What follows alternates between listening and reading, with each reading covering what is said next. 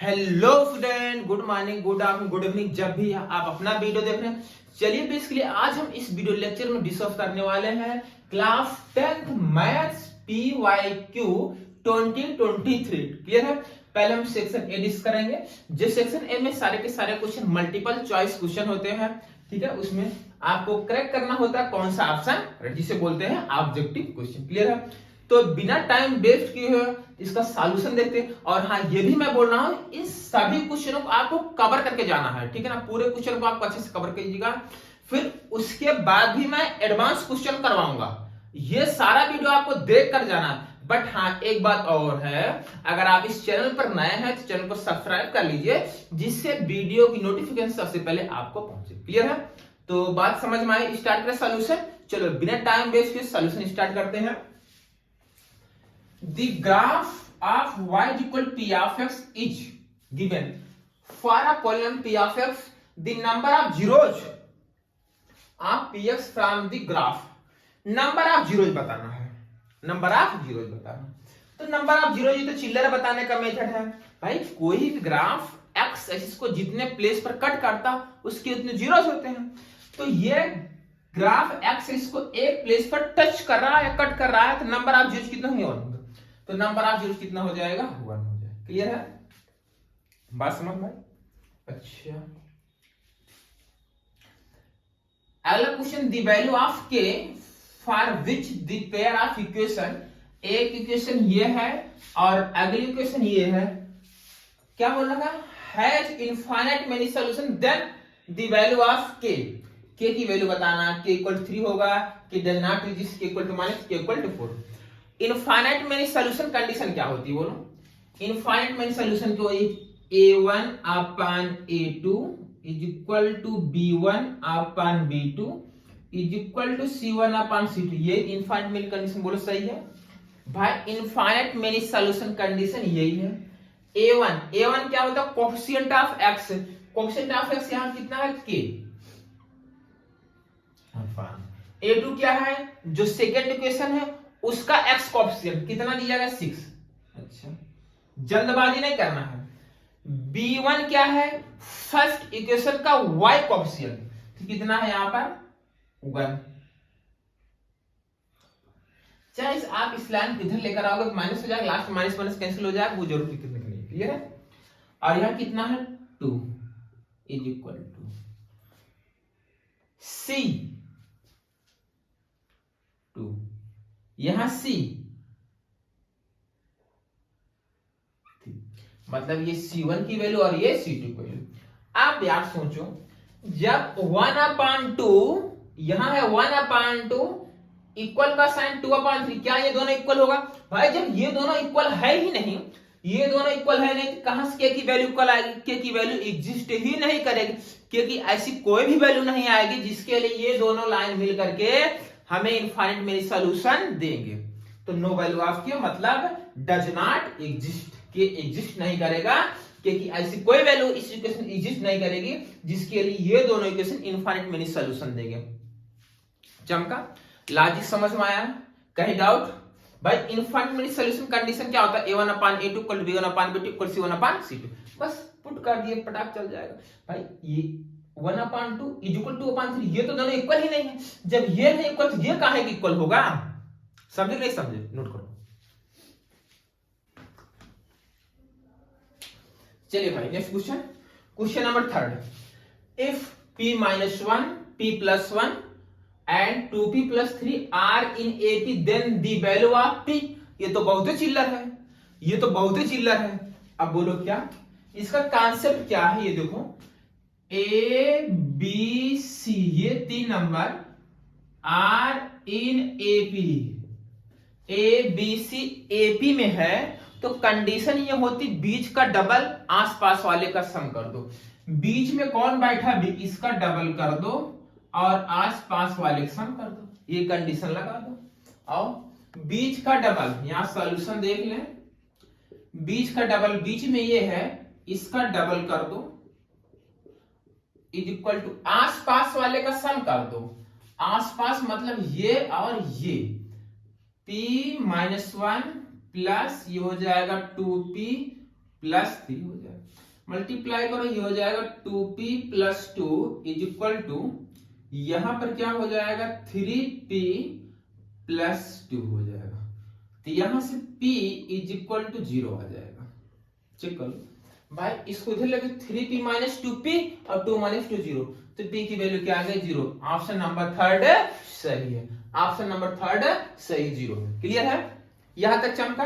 आ जाओ question number 4, in what ratio does x axis divide the line segment, divide the line segment. यहां देखो x axis से divide the line segment joining the points 3,6 and B वाला -12,3 दे रखा है। अब ये देखो एक लाइन है, ए का कोऑर्डिनेट दे रखा है 3,6 और बी का कोऑर्डिनेट दे रखा है -12,3। इसको कौन सी लाइन डिवाइड करेगी, एक्स एक्सिस। देखो रेशियो पूछ रहा है, x axis divide the line segment, इसको एक्स एक्सिस डिवाइड करेगी। अगर इस लाइन को एक्स एक्सिस डिवाइड करेगी तो y की वैल्यू क्या होती 0। भाई एक्स एक्सिस y की वैल्यू क्या होती 0, तो यहां पर y कोऑर्डिनेट क्या आएगा 0 आएगा, 0 आएगा। और जो पॉइंट P मान लो बेसिकली डिवाइड कर रहा है वो रेशियो k:1 है। चमका कि नहीं चमका भाई, चमका भाई। ये मान लो ये इसको डिवाइड कर रही है और k:2। अब मान लो ये एक्स एक्सिस है, अब बोलोगे सर एक्स एक्सिस ऐसे होती, भाई इसी फिगर को ऐसे रोटेट करके बना लो।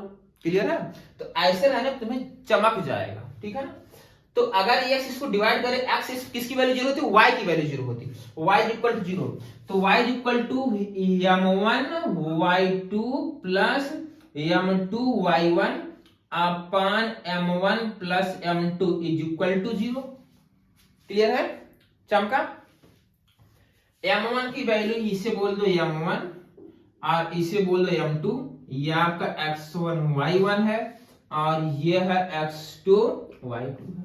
वैल्यू पुट करो, m1 की वैल्यू पुट करो, m1 की वैल्यू क्या k इंटू y2 की वैल्यू -3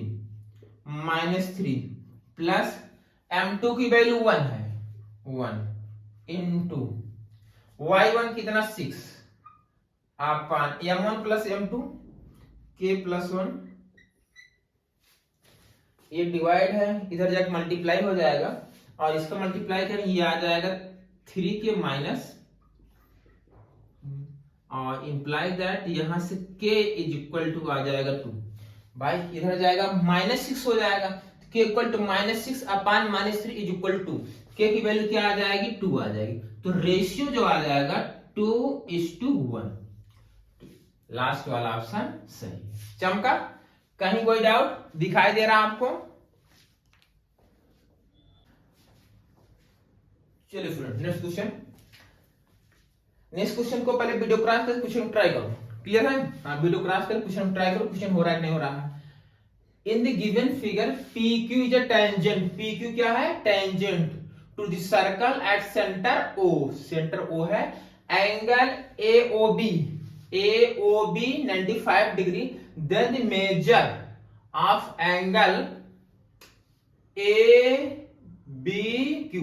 आपको ये वाला एंगल फाइंड करना, ABQ ये वाला एंगल बिल बी। क्लियर है, तो सॉल्यूशन हो गया। चलो देखो, जिनका ना वो देखो ये सॉल्यूशन देखो। अच्छा तुम ये बताओ, ये दोनों सर्कल की रेडियस है, सर्कल की रेडियस इक्वल होंगे क्योंकि सेम सर्कल है। अगर रेडियस इक्वल तो ये दोनों एंगल भी क्या होंगे इक्वल होंगे, ये वाला एंगल और ये एंगल दोनों इक्वल होंगे। मैं लेट कर लू ये एंगल अगर x है तो ये भी कितना होगा x होगा, बोलो सही है। तो x plus 95 degree is equal to 180 degree होना चाहिए भाई। किसी ट्रायंगल के एंट्री एंगल का सम 180 डिग्री होता है। तो अप्लाई करूं मैं x plus 95 degree is equal to 180 degree, बोलो सही है। तो ये हो जाएगा 2x is equal to 180 degree minus 95। एकदम बेसिकली बहुत चिल्लर है और इजीली तरीके से समझ में आ जाएगा। सब्ट्रैक्शन तो आपको आता ही है? 10 में से 5 गया तो यहाँ बचेगा 5, यहाँ बचा 17 में से 9 निकाल देंगे तो हो जाएगा 85 आ गया। x इज इक्वल कितना हो जाएगा 85 डिग्री, ये डिवाइड बाई 2, आप 2 से डिवाइड लगा दो, इज इक्वल टू बताओ 2 डिवाइड करो, 2 4 जा 8 और 2 2 जा 5। बोलोगा 5 क्या होता है? 2 2 जा 4 होता है, 5 बोल दो सर।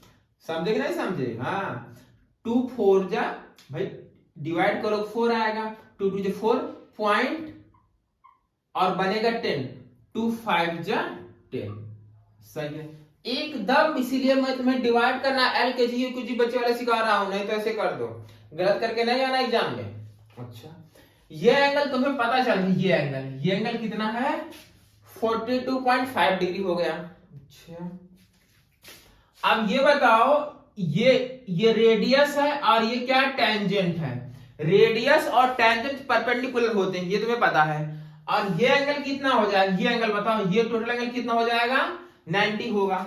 तो angle ABQ plus angle X is equal to कितना होगा 90 डिग्री होगा। सही है, ABQ X की वैल्यू कितनी है, ये आई है 42.5 डिग्री इक्वल टू 90 डिग्री, बोलो सही है। तो angle ABQ is equal to 90 degree minus 42.5 degree. अब सब्ट्रैक्ट कर लो, सही से करो तभी होगा, नहीं तो बनेगा नहीं, क्वेश्चन गलत करके चले आओगे सर क्या हो गया। देखो फिर मैं तुम्हें सिखा रहा हूं। अच्छा, सब्ट्रैक्शन तुम्हें नहीं आता है, ये ऐसे करो, सब्ट्रैक्ट करना है बच्चों वाला, एकदम चिल्लर है ना, मुझे पता है तुम्हें सब्ट्रैक्शन नहीं आता है सर, जल्दी बच करके चलेगा, गलत करके नहीं आना है। क्लियर? अब बताओ, इसमें सब्ट्रैक्ट नहीं होगा, करेला बच्चों वाले, एकदम बच्चों वाली हरकत है, समझ लो। 10 में से 5 तो 5 यहाँ पॉइंट। अब बताओ, यहां से कैरी ले गए थे, यहां ले गए, यहां बचा था 9 में से 2 गए 7। अब यहां बचा था 4 यहां 8 बचा, 4 नहीं 8 बचा, 8 में से 4 को सब्ट्रैक्ट कर दो 4 आ जाएगा। तो angle ABQ is equal to 47.5 degree. क्या कोई ऑप्शन है? हाँ, ऑप्शन नंबर फर्स्ट सही है। इसीलिए एकदम मैं ये मान के चला हूं आपको सब्ट्रैक्शन भी नहीं आ रहा, इसलिए पूरा एकदम 1 to 1 पॉइंट आपको बताते चल रहा हूं। चलो चमक गया, बोलो हाँ सर। आ जाओ 6 पर। F2 tan A is equal to 3, then the value of ये। आप देखो, जो सॉल्व करने का मेथड है, ठीक है ना, ऑब्जेक्टिव क्वेश्चन है, ठीक है ना, प्रैक्टिस होना चाहिए। आप बताओ tan A की वैल्यू 3/2 आएगी, ट्रायंगल बनाओगे, साइन की वैल्यू निकालो, कास वैल्यू पुट करो, सिंपलीफाई करोगे तो हो जाएगा यार। LKG UKG के बच्चों भी ऐसे मेथड कर लेते हैं। आपको थोड़ा एडवांस बनना है, लाइफ में कुछ करना है तो एडवांस बनना पड़ेगा। कैसे सर, ये कैसे होगा, इसको भी बता देते हैं। देखो भाई, यहां से tan A की वैल्यू निकालो, यहां से tan A is equal to आ जाएगा 3/2, बोलो सही है। अच्छा, ये जो एक्सप्रेशन लिखा गया है 4 sin A plus 3 cos A upon 4 sin A minus 3 cos A। ठीक, पहला मेथड तो ये है जो लेंदी है, tan दिया गया, ट्रायंगल एक बनाओ, वहां sin cos की वैल्यू निकाल, पुट कर दो, आंसर आ जाएगा। बस एडवांस मेथड क्या हो, देखो इस जो स्पेशल लिखा गया है न्यूमरेटर एंड डिनोमिनेटर को मैं cos A से डिवाइड कर दे रहा हूं। क्यों सर? देखो, इसको cos से डिवाइड करो, इसको cos से डिवाइड कर दो। अगर cos से डिवाइड करो, sin अपॉन cos क्या हो जाएगा tan। देखो ये हो जाएगा 4 tan A प्लस 3। भाई cos यहाँ हो जाएगा साइन अपान कास टेन हो जाएगा कास अपान कास 1, तो यहाँ हो जाएगा 3 अपान इससे डिवाइड करो हो जाएगा 4 tan a minus 3। tan a की वैल्यू ये पुट करो, देखो कितना चिल्लर बन गया, पुट करो ये हो जाएगा 4 मल्टीप्लाई 3/2 प्लस 3 अपान 4 मल्टीप्लाई 3/2 माइनस 3।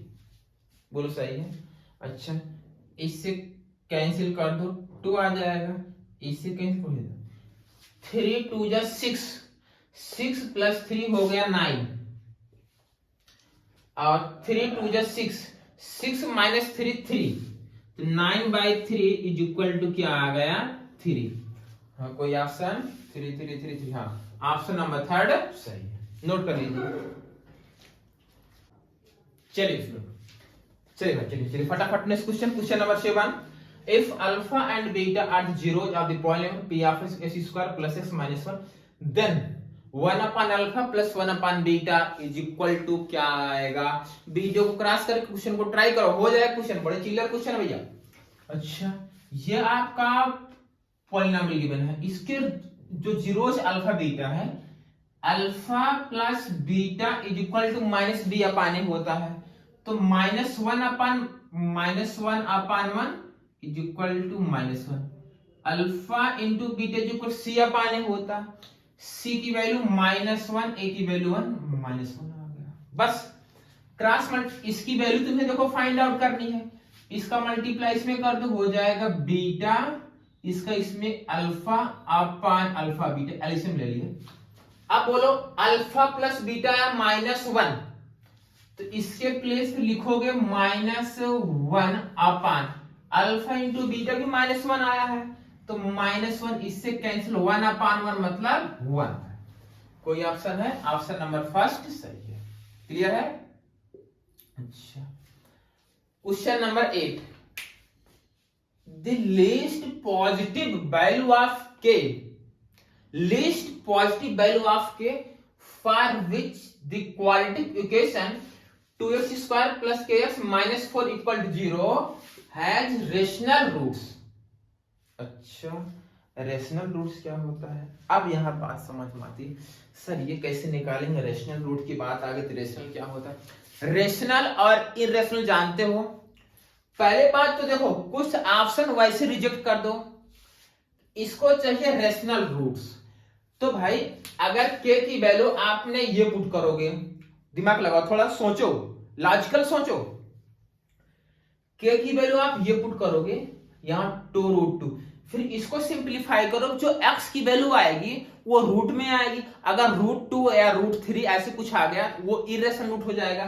तो ऑप्शन नंबर 1 एंड 4 वैसे रिजेक्ट हो गया। अब बचा b और c बचा, सोच लो b और c बचा। अब यहां किया था the least positive value of k, भाई यहां प्लस माइनस दोनों में पॉजिटिव चाहिए, ये वैसे भी रिजेक्ट हो गया, बचा b। अब b हो गया, यही होगा, चेक करो k के प्लेस पे 2 रख दो, ये 2 रख दो, देख लो 2x square plus 2x minus 4 is equal to 0। इसको लिख सकते हैं 2x स्क्वायर, ये हो जाएगा 4x minus 2x minus 4 equal to 0, यहां से 2x कॉमन कर लोगे x प्लस 2 आ जाएगा, माइनस 2 कॉमन करेंगे x प्लस 2 इक्वल टू 0, तो यहां से x की वैल्यू 1 आ गई और x की वैल्यू -2 है। बताओ ये रेशनल रूट्स आए कि नहीं आए, आए, चमका, समझ में आया, ठीक है नोट कर लो। तो ऑप्शन नंबर बी सही है। चलो भाई आ जाओ इस लास्ट क्वेश्चन को देख लेते हैं, मतलब question number 8, 3/4 tan square 30, tan 30 की वैल्यू होती है 1/√3 स्क्वायर, स्क्वायर लगा दो, माइनस sec 45 cos 45 1/√2, तो sec 45 √2, ये हो जाएगा √2 का स्क्वायर प्लस sin 60, sin 60 का √3/2, तो ये हो जाएगा √3/2 का होल स्क्वायर। बस इसको सिंपलीफाई कर लो, अगर आप सिंपलीफाई करोगे देखो ये हो जाएगा 3/4, ये हो जाएगा 1/3, √2 के स्क्वायर 2, और ये हो जाएगा √3 के स्क्वायर 3, और नीचे 4 बन जाएगा 3/4। इससे ये कैंसिल। तो यहां देखो 3/4, यहां 1/4 बचा। 3/4 प्लस 1/4 तो 4/4 मतलब 1। तो ये आया बेसिकली 1 - 2 = -1। ऑप्शन नंबर फर्स्ट सही है। चमक गया, नोट करो। चलिए फ्रेंड, वापिस हमारा क्वेश्चन नंबर 10 और 11 क्लियर है। Curve surface area of a cylinder of height 5 centimetre is. ये एक सिलेंडर है जिसका कर्व सरफेस एरिया ये गिवन है, ठीक है ना, और हाइट यहां पर कितना 5 सेंटीमीटर। आपको रेडियस ऑब्जर्व करना है, radius of the cylinder H, ये ऑप्शन दे रखा, और पाई वैल्यू 3.14 लेना हमें, क्लियर है। स्टार्ट करें सॉल्यूशन। देखो सिलेंडर, यहां देखो curve surface area, curve surface area cylinder, curve surface area cylinder होता है 2πRh = 94.2 दे रखा है, क्लियर है। अच्छा, सिलेंडर देखो curve surface area of cylinder, तो सिलेंडर जो कर्व सरफेस एरिया होता है 2πRh होता है। तो 2π की वैल्यू 3.14 लेना है आपको, R फाइंड आउट करना है, H गिवन है, इनटू R, और H की वैल्यू कितनी है 5 = 94.2। बस इसे सिंपलीफाई कर लो, आंसर आ जाएगा। देखो ये मिलकर हो जाए 5 × 10, मैंने इसको लिखा 10 मल्टीप्लाई 3.14 मल्टीप्लाई R = 94.2। इसको मल्टीप्लाई करेंगे, अगर आप इसको मल्टीप्लाई करेंगे ये क्या हो जाएगा 31.4 × R, बोलो सही है, = 94.2। R = 94.2 अपॉन 3.14, क्लियर है। इससे इसको डिवाइड कर दो, R की वैल्यू कितनी आ जाएगी 3 आ जाएगी। R = 3 कोई ऑप्शन है, ऑप्शन नंबर बी सही है। चमका, यहां तक समझ में आया, चमक गया, कोई डाउट। अच्छा चलिए ठीक है, क्वेश्चन नंबर 11 देखते हैं, ठीक है। यहाँ स्पेस यहाँ तो हो जाएगा, clear. Question number 11, question number 11 देखो, मैं आपका इसका मेथड बता रहा हूं स्टूडेंट। यहां पर देखो लेस देन लिखा गया, पहले तो ये पहुंचाऊंगा, और यहां पर देखो ये कंटिन्यू, देखो कंटिन्यू ये इंक्रीज हो रहा है। अगर नंबर ऑफ स्टूडेंट में जो कुछ भी लिखा गया नंबर वो कंटिन्यू इंक्रीज हो रहा है, तो बेसिकली आप समझ जाएंगे वो फ्रीक्वेंसी ना देकर एक कम्युलेटिव फ्रीक्वेंसी दी गई है। मैं क्या बोला, अगर नंबर ऑफ स्टूडेंट या नंबर ऑफ कुछ भी हो, वो ये जो नंबर गिवन है वो डायरेक्टली इंक्रीज कर रहा हो, तो वो फ्रीक्वेंसी नहीं होती, वो कम्युलेटिव फ्रीक्वेंसी होती है। फ्रीक्वेंसी वो होती है, फ्रीक्वेंसी घटती बढ़ती रहती है, ठीक है, इंक्रीज डिक्रीज होती रहती है। तो बेसिकली फ्रीक्वेंसी इंक्रीज और डिक्रीज होती रहती है। तो यहां देखो कंटिन्यू इंक्रीज हो रही है, ये कम्युलेटिव फ्रीक्वेंसी है। तो पहले कम्युलेटिव फ्रीक्वेंसी से फ्रीक्वेंसी फाइंड आउट करेंगे, क्लियर है। तब देखेंगे किसकी फ्रीक्वेंसी मैक्सिमम है, किसकी फ्रीक्वेंसी ज्यादा है, तब वही क्लास हम चूज करेंगे, वही मॉडल क्लास होगा। बात समझ में आई, पूरा डिटेल्स में बता रहा हूं, एग्जाम में आएगा, छोड़ देना, ये क्वेश्चन फिक्स से आना, क्लियर है। हाँ चलो, तो मार्क्स दिया गया यहां पर, यहीं पर मैं लिख दूं, चलो यहीं पर लिख देते हैं। ये लेस देन 10 मतलब इसको मैं लिख दूं 0 to 10, क्लियर है। और लेस देन 20 इसको मैं लिख दे रहा हूं 10 to 20, अगला 20 to 30, अगला 30 to 40, अगला 40 to 50, अगला 50 to 60। यही तो बोल रखा है, यहां तक बोलो, यही 60 तक है। अच्छा, अब 0 to 10 में 3 है, यहां लिखो 3। जैसे मैं सिखा रहा हूं ऐसे करके आना बेटा, 3 ये है 12, ये 12, उसके बाद है 27, 27, उसके बाद 57, 57, उसके बाद 75, 75, उसके बाद 80। बोलो चमका चमका चमका।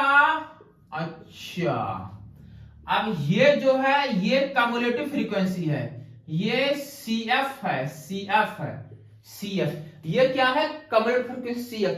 अब फ्रीक्वेंसी फाइंड आउट करना है, यहां फ्रीक्वेंसी निकालो, स्पेस कम है, समझ रहे हो ना? यहां पर मैं फ्रीक्वेंसी लिखूं, अगर आपको फ्रीक्वेंसी लिखना 3 ऐसे लिख लो, इसमें सब्ट्रैक्ट करो 12 माइनस 3, सब्ट्रैक्ट करके लिखना है, भूलना नहीं है भाई। पहले ऐसे लिख लो, बाकी इसको इसमें सब्ट्रैक्ट करो, इसको इसमें सब्ट्रैक्ट करके आपको लिख देना है। 12 माइनस 3, यहां पर मैं लिख दूं 12 माइनस 3, तो हो जाएगा 9 हो गया। क्लियर है? अब इसको इसमें सब्ट्रैक्ट करना है, 27 माइनस 12 कर देना है, कितना आ जाएगा? 15 आ जाएगा। अब 57 माइनस 27, 57 माइनस 27 कितना आ जाएगा? 30 आ जाएगा। बोलो सही है कि नहीं? अच्छा, अब देखो यहां पर 75 माइनस 57 कर देना है। अच्छा, सब्ट्रैक्ट करना जैसे मैं बता रहा हूं वैसे सीखना, तभी समझ में आएगा, नहीं तो जल्दबाजी कोशिश करोगे, फिर वही जल्दबाजी करोगे, भूल जाएगा, बोलोगे सर क्वेश्चन बन नहीं रहा, हो नहीं रहा। क्लियर है? अच्छा, इसमें देखो एक बार मैं फिर से, इसमें ये वाला नंबर आप लिख लीजिए, बाकी इसमें सब्ट्रैक्ट करके यहां लिखिए, इसमें से सब्ट्रैक्ट करके यहां लिखें, इसमें सब्ट्रैक्ट करके यहां लिखें, इसमें से सब्ट्रैक्ट करके यहां लिखें। क्लियर है?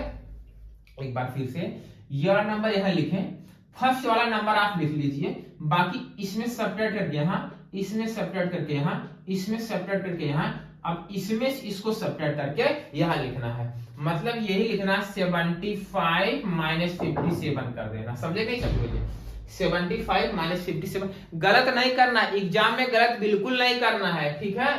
नहीं तो गलत करके चले आओ, चलो भैया हो गया। अच्छा, क्लियर है? यहाँ 15 बचा, 15 में से 7 सब्ट्रैक्ट करो, कितना आ जाएगा? 8 आ जाएगा। यहाँ 6, यहाँ 18 आ गया। क्लियर है? अच्छा, अब इसमें सब्ट्रैक्ट के यहाँ लिखा, मतलब 80 माइनस 75 इज इक्वल टू 5 आया। क्लियर है? यहां तक कोई डाउट नहीं है? यहां तक चमका? क्या ये बात समझ में आई? चमका? अच्छा, देखो यार, ये सब्ट्रैक्ट आप चाहे ऐसे डायरेक्ट सब्ट्रैक्ट करो या बेसिकली ऐसे लिख सब्ट्रैक्ट करो, बट एग्जाम में गलती नहीं करना, जल्दबाजी नहीं करना है। क्लियर? हाँ। अब ये फ्रीक्वेंसी आई, देखो फ्रीक्वेंसी मैं बोल रहा था ये इंक्रीज डिक्रीज होती रहती है। यहाँ देखो 3, 9, 15 यहाँ तक इंक्रीज, यहाँ तक, फिर देखो फिर डिक्रीज होगी, फिर डिक्रीज होगी, तो फ्रीक्वेंसी इंक्रीज डिक्रीज होती रहती है। और बेसिकली क्वेश्चन में जब इस टाइप का क्वेश्चन है जहां लेस देन, तो वहां जो डेटा गिवन होता है नीचे, तो मैक्सिमम देखो 99% देखोगे वो गिवन होता है कम्युलेटिव फ्रीक्वेंसी। बात समझ में? अब इसमें देखो सबसे ज्यादा कौन? ये 30 है, ये 30 है, और इसका सामने वाला क्लास यही है, तो 30 से 40 यही मॉडल क्लास हो जाएगा, 30 to 40। क्या लॉजिक समझ में आया? कॉन्सेप्ट समझ में आया? चमका? कहीं डाउट तो नहीं है? चमक गया? नोट कर लीजिए इसको। नंबर 12, क्वेश्चन नंबर 12 और 13 वीडियो को क्रॉस करके क्वेश्चन को ट्राई करो। क्लियर है? The curve surface area of a cone, curve surface area of cone having 20 radius, having height height 24 centimeter and radius 7 centimeter। Clear है? यह हाइट रहेगी, यह हाइट है, तो h इज इक्वल टू कितना है? 24 सेंटीमीटर, और r इज इक्वल कितना है? 7 centimetre. Curve surface area cone का फार्मूला होता है, curve surface area of cone is equal to CSA is equal to pi R L। Pi को भी पाई लिख दे रहे हैं। अब देखो R तो पता है लेकिन L नहीं पता है, L निकालो, L is equal to square root में R square plus H square plus R square. H की वैल्यू है 24 का होल स्क्वायर और ये हो जाएगा 7 स्क्वायर। तो ऐड करोगे 6 to 5 is equal to 25। L कितना आ गया? एल कितना आ गया? 25। आर की वैल्यू कितनी दे रखी? 7 और एल 25। आप पाई के प्लेस पर यूज कर दो 22/7, 22/7, 7 7 कैंसिल, 22 मल्टीप्लाई 25, मल्टीप्लाई करो 25 2 जा 50, 0 कैरी 5 आया और ये हो जाएगा 50 प्लस 5 55, ये 550। ये ऑप्शन नंबर 3 सही। चमका चमका। अच्छा चलो क्वेश्चन नंबर 3। डिस्टेंस बिटवीन, में तो बहुत चिल्ला भैया, ये तो एकदम चिल्ला है। Distance d is equal to square root में x2 माइनस x1 का whole square plus y2 minus y1 का whole square, x1 y1 x2 y2, तो हो जाएगा -2√5 माइनस 0 का होल स्क्वायर प्लस 0 माइनस 2√5 का होल स्क्वायर। आप बताओ, सबट्रैक्ट तो यही है, इसका स्क्वायर करो 2 2 जा 4, 4 का मल्टीप्लाई 5 बाई इसका 2 2 जा 4, 4 इंटू 5 20 और बेसिकली वो भी 20 is equal to square root में 40 इज इक्वल टू लिख सकते हो 2√10, 2√10। कोई ऑप्शन है? ऑप्शन नंबर फर्स्ट सही है। चमका? चमक गया? नोट करो फटाफट करते चलो।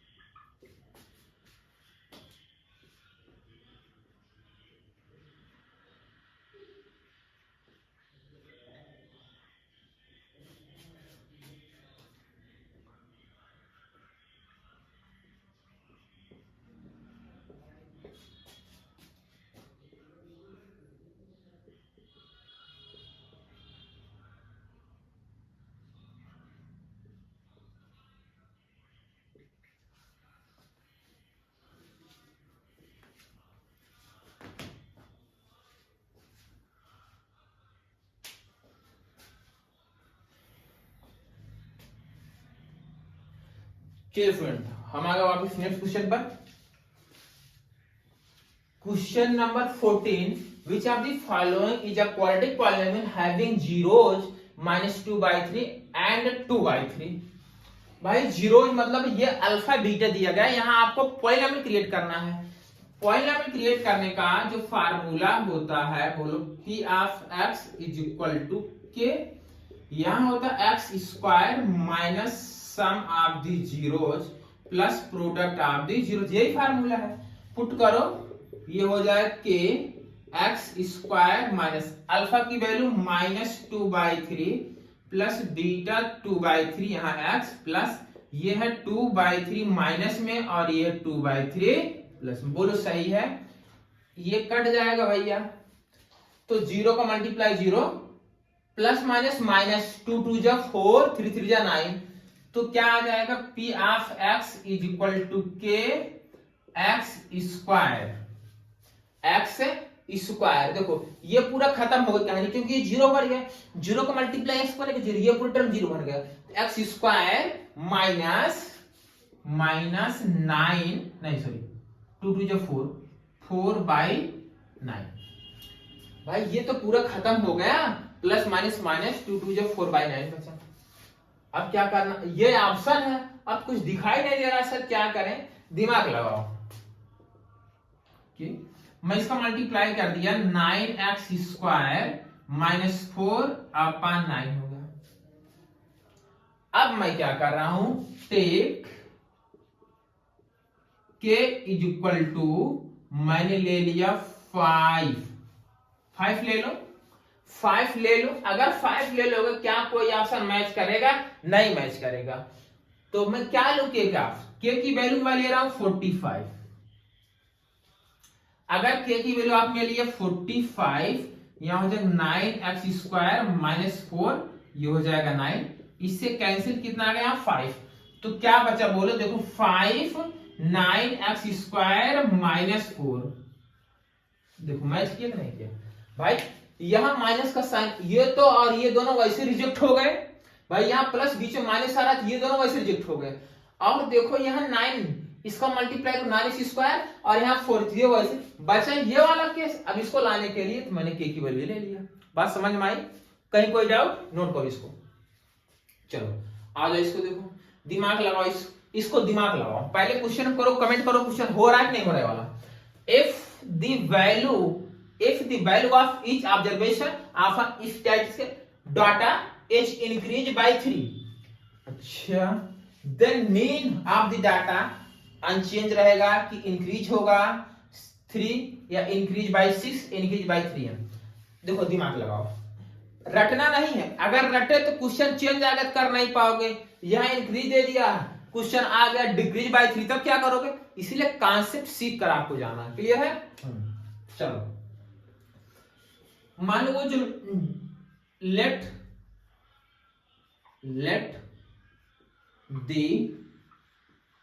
observation of the data a, b, c ये है, ठीक।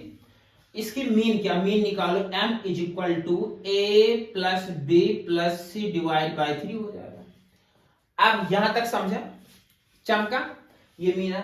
अब कह रहा है अगर यही जो ऑब्जर्वेशन, ये जो डेटा है ए बी सी, ये 3 से इंक्रीज कर दिया है, मतलब अगर इसको इंक्रीज करेंगे 3 से तो ये +3 हो जाएगा, बी +3 हो जाएगा, सी +3 हो जाएगा। अब इसकी मीन निकालिए, यहां से अगर आप मीन निकालेंगे तो a +3 b +3 c +3 divide by क्या हो जाएगा, 3 हो जाएगा। सही है। अच्छा आगे देखो, अब बताओ a + b + c, यहां मैंने लिखा a + b + c divide by 3 कर दिया, 3 3 3 ये 3 3 3 3 3 6 +3 9, तो 9/3 यहां लिखो +9/3 मतलब 3, ये देखो कितना आ गया, वापिस यही मीन आया, m' बोल दो, m' = m +3, तो कितने से जो न्यू मीन आ रही हो वो कितना इंक्रीज हो रहा है, 3 इंक्रीज हो रहा है, तो increase by 3, option number B सही है। चमका दिखाई दे रहा आपको? ओके, तो ये इसका लॉजिक समझ में आया, नोट करें आप, फटाफट नोट करो। चलिए स्टूडेंट, क्वेश्चन नंबर 16, 17 और 18, ये भी प्रोबेबिलिटी, ये भी प्रोबेबिलिटी, 3 क्वेश्चन प्रोबेबिलिटी के आए थे, 1 1 1 3 मार्क्स के हो गए। क्वेश्चन क्या है, चिल्लर है basically, probability of happening of an event is denoted by P, जो हैपनिंग प्रोबेबिलिटी वो पी है, जो नॉन हैपनिंग है वो किससे डिपेंड करा, तो रिलेशन बिटवीन, आपको पता है probability of A plus probability of not A is equal to 1 होता, दोनों का सम कितना होता, 1 होता। वही चीज यहां दूसरे वर्ड में काउंट करके दे रखा है, probability of happening plus probability of non happening, दोनों का सम कितना होता है, 1 होता है। कोई ऑप्शन है, ऑप्शन नंबर फर्स्ट ही सही है। सोचो बेसिकली थ्योरी पता तो नंबर 1 हो गई। चलो अगला क्वेश्चन कर रहा है, आई girls calculates that the probability of her winning the first prize in a lottery is 0.08 if 6,000, ठीक है, ticket are sold, how many ticket has she won।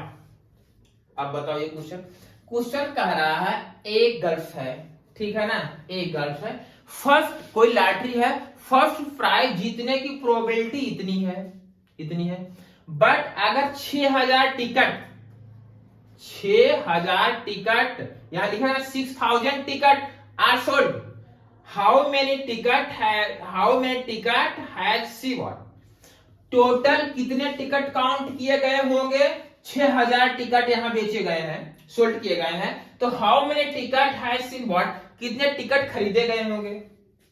अच्छा क्वेश्चन समझे कि नहीं समझे, क्वेश्चन का लॉजिक मतलब यह है, किसी लॉटरी में फर्स्ट प्राइज जीतने की प्रोबेबिलिटी इतनी है, और टोटल उस लॉटरी में जो टिकट है कितना है, इतना सोल्ड किए गए, how many ticket has she bought, कितने टिकट खरीदे गए होंगे, मतलब लड़की ने कितने टिकट खरीदी होगी जिससे इसकी प्रोबेबिलिटी इतनी होगी।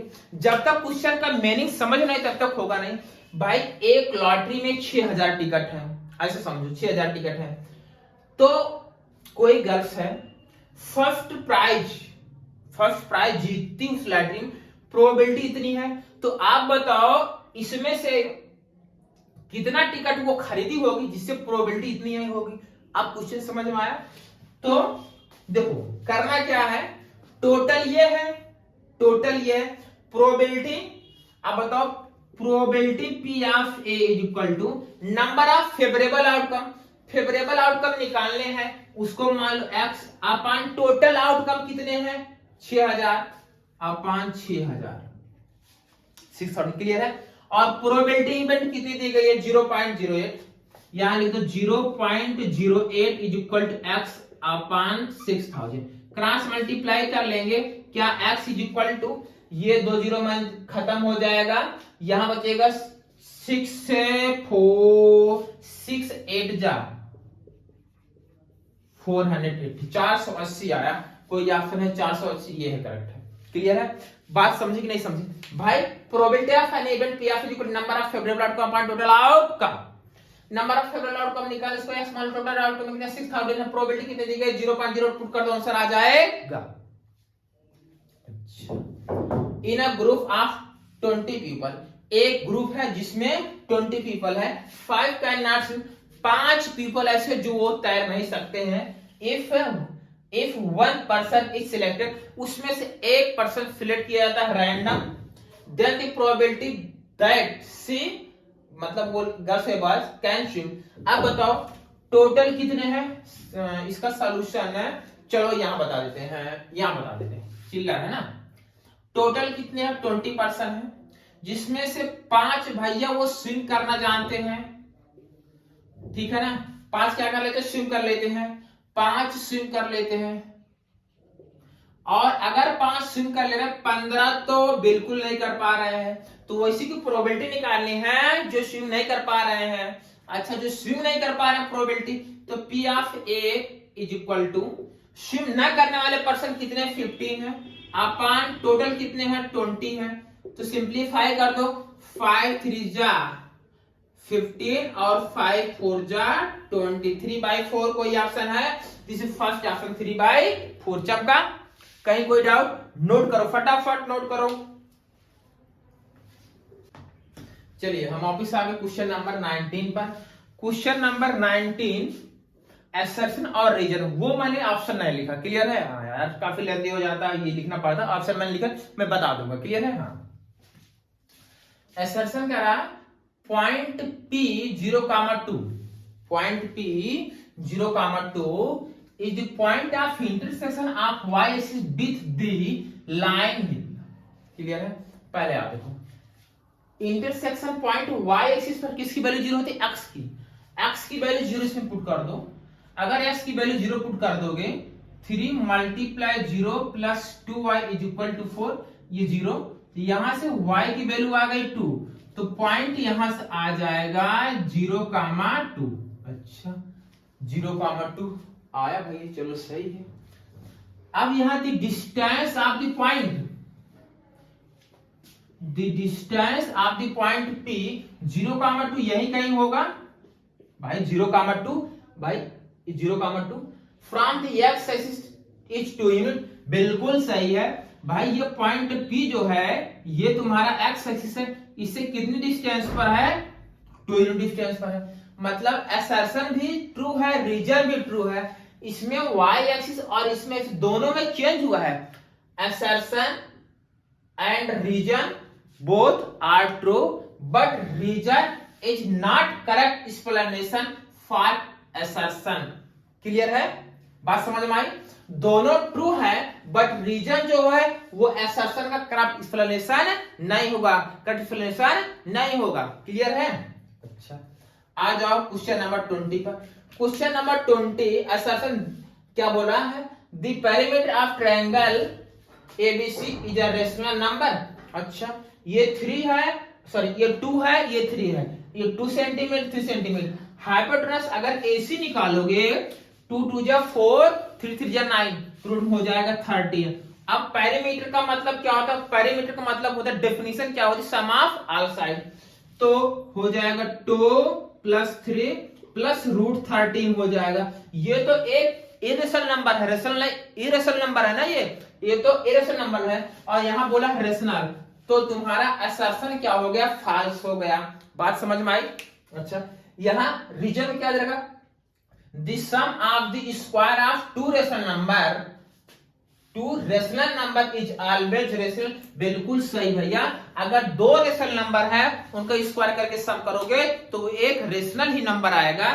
तो assertion false but reason is true, क्या चमक गया। तो ये सारे ऑब्जेक्टिव क्वेश्चन मैंने इस वीडियो में कवर कर दिया स्टूडेंट, क्वेश्चन नंबर 1 से लेकर क्वेश्चन नंबर 20 तक मैंने कवर कर दिया पूरा, यहां कोई डाउट नहीं होगी आपको। बाकी सेक्शन ए का होगा, सेक्शन बी, सेक्शन सी और सेक्शन डी जो भी होगा वो हम नेक्स्ट वीडियो में लेकर आएंगे। बट तब तक के लिए आप इसको रिवीजन करते रहिएगा। और हाँ, चैनल पर अगर नए हो, फर्स्ट टाइम आए हो, चैनल को सब्सक्राइब कर लीजिए और वीडियो को शेयर कर दीजिए अपने फ्रेंड के पास, उनको भी बता दो भाई इस टाइप के क्वेश्चन को करना कैसे करेंगे, और जिससे नोटिफिकेशन आपको सबसे पहले मिल पाए। Thank you.